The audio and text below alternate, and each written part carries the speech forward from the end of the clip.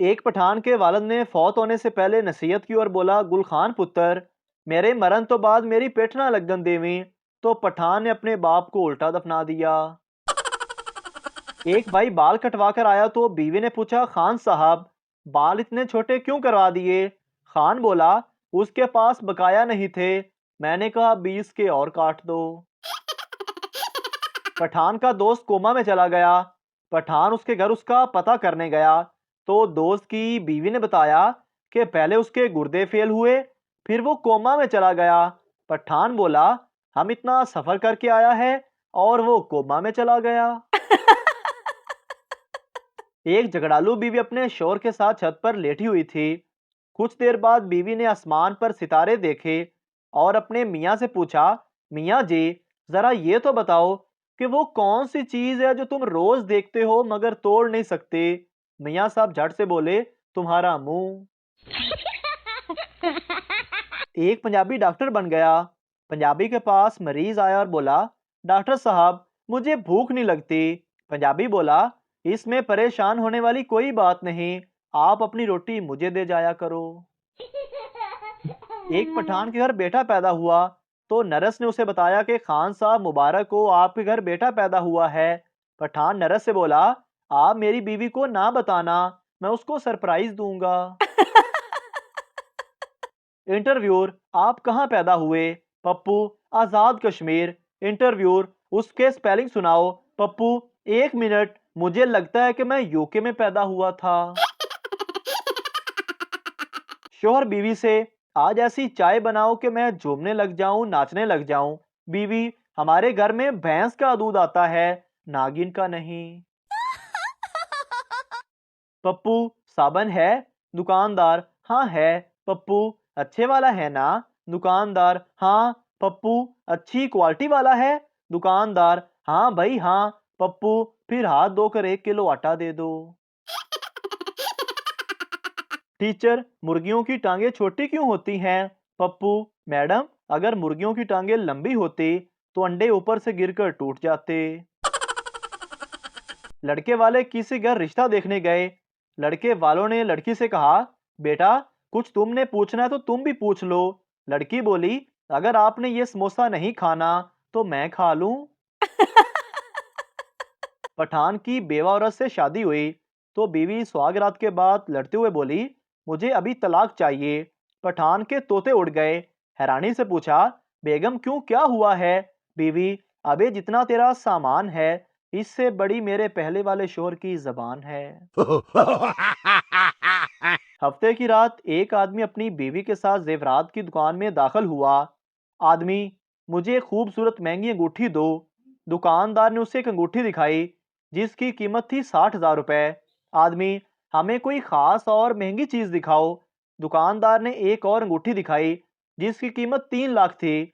आदमी ने अपनी बीवी से कहा, तुम्हें अंगूठी पसंद है? बीवी, हाँ जरूर। आदमी ने 3 लाख का चेक दुकानदार को दिया और कहा, मैं जानता हूं कि आप सोच रहे होंगे कि इस चेक में पैसे हैं कि नहीं। पीर को जब बैंक खुलेगा तो आप मेरा चेक कैश करवा सकते हो, फिर मैं ये अंगूठी ले लूंगा। ये मेरा फोन नंबर है। पीर के रोज दुकानदार ने उस शख्स को फोन किया और कहा, सर आपके अकाउंट में बैलेंस नहीं है। आदमी बोला, मैं जानता हूं लेकिन आप नहीं जानते कि मेरा वीकेंड कितना खूबसूरत गुजरा। शेर के रिटायर्ड होने पर सारे जंगल के जानवरों ने नए बादशाह के लिए इजलास बुलाया। इजलास हो रहा था कि गधा खड़ा हो गया और बोला, इस बार मुझे जंगल का बादशाह बनाया जाए। ये सुनना ही था कि लोमड़ी बोली, अरे बेटा ये जंगल है, पाकिस्तान नहीं। टीचर ने पठान स्टूडेंट से पूछा, तुम रोजाना देर से क्यों स्कूल आते हो? पठान बोला, टीचर जी रास्ते में एक बोर्ड लगा है जिस पर लिखा हुआ है कि आगे स्कूल है, आहिस्ता चलें। रंडी खाने पर पुलिस ने छापा मारा। सारी लड़कियों को एक लाइन में खड़ा कर दिया। वहां से एक बूढ़ी औरत गुजरी। उसने लाइन में एक लड़की से पूछा, क्या हो रहा है? लड़की बोली, अम्मा आम दे रहे हैं। बूढ़ी औरत भी लाइन में लग गई। जब अम्मा का नंबर आया तो पुलिस ने पूछा, क्या अम्मा आप भी? बूढ़ी औरत बोली, बेटा बूढ़ी हूं तो क्या हुआ, चूस तो सकती हूं ना। एक सरदार डॉक्टर के पास गया और कहने लगा, डॉक्टर साहब मेरी आंतें निकाल दें। डॉक्टर ये सुनकर हैरान हो गया और पूछने लगा, सरदार जी आप अपनी आंतें क्यों निकलवाना चाहते हैं? सरदार ने जवाब दिया, हकीम ने पेट दर्द की पक्की दी थी और ताकीद की थी कि खाली पेट खानी है। एक मिरासी सब्जी वाली दुकान से सब्जी लेने गया। दुकान वाला सब्जी पर पानी छिड़क रहा था। मिरासी वहां काफी देर खड़ा रहा।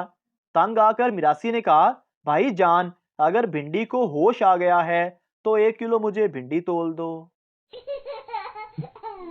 जज ने मुलजम से कहा, जब मैं वकील था तो तुमने एक मुर्गी चुराई थी, फिर जब मैं सरकारी वकील बना तो तुम एक बकरी चुराने के जुर्म में लाए गए, और जब मैं जज हूं तो तुमने भैंस चुरा ली है। आखिर ऐसा क्यों है? मुलजम ने कहा, हजूरे वाला आपके साथ साथ मैंने भी तरक्की कर ली है। सरदार अपनी शादी वाले दिन उदास बैठा था। दोस्त ने पूछा, क्या हुआ यार, परेशान क्यों हो? सरदार बोला, यार ससुराल वालों ने बारात में थोड़े आदमी लाने का कहा था, पता नहीं अब्बा जी मुझे लेकर जाते हैं या नहीं। पप्पू, अम्मी जी अगर कोई दीवार के साथ सीढ़ी लगाकर साथ वालों के सहन में झांक रहा हो तो क्या करना चाहिए? अम्मी गुस्से से, कितनी बुरी बात है, तुम अगर किसी को ऐसा करते देखो तो सीढ़ी खींच लेना। पप्पू, अम्मी जी मैंने ऐसा ही किया था, डैडी नीचे गिरे हुए हैं, चलकर उन्हें उठा लीजिए। लड़की, भाई टमाटर किस तरह लगाए हैं? फैसलाबादी, जी जोड़ के लगाए हैं। लड़की, नहीं मेरा मतलब किस तरह देते हो? फैसलाबादी, तोल के देते हैं। लड़की, आप समझ नहीं रहे, मतलब किस तरह बेचते हो?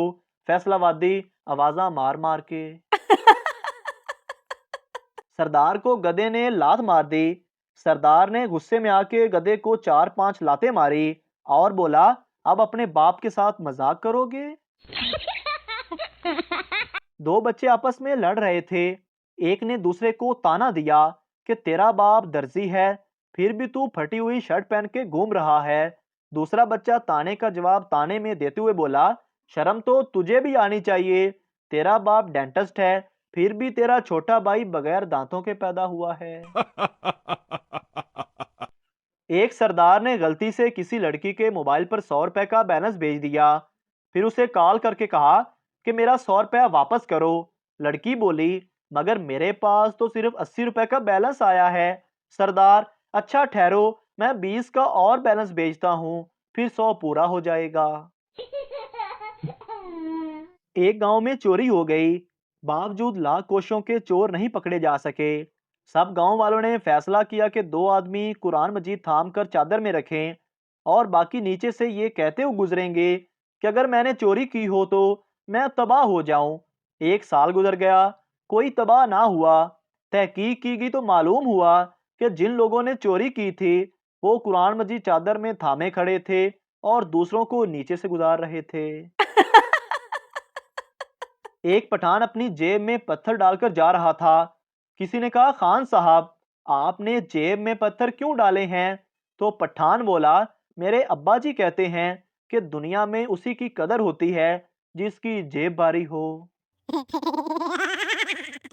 एक कंजूस के घर देसी घी का डब्बा था, मगर किसी को खोलने की इजाजत नहीं थी। खाने के टाइम पर हर फर्द अपनी रोटी घी के डब्बे के ऊपर से चौपड़ लेता। कुछ अरसे बाद कंजूस फौत हो गया।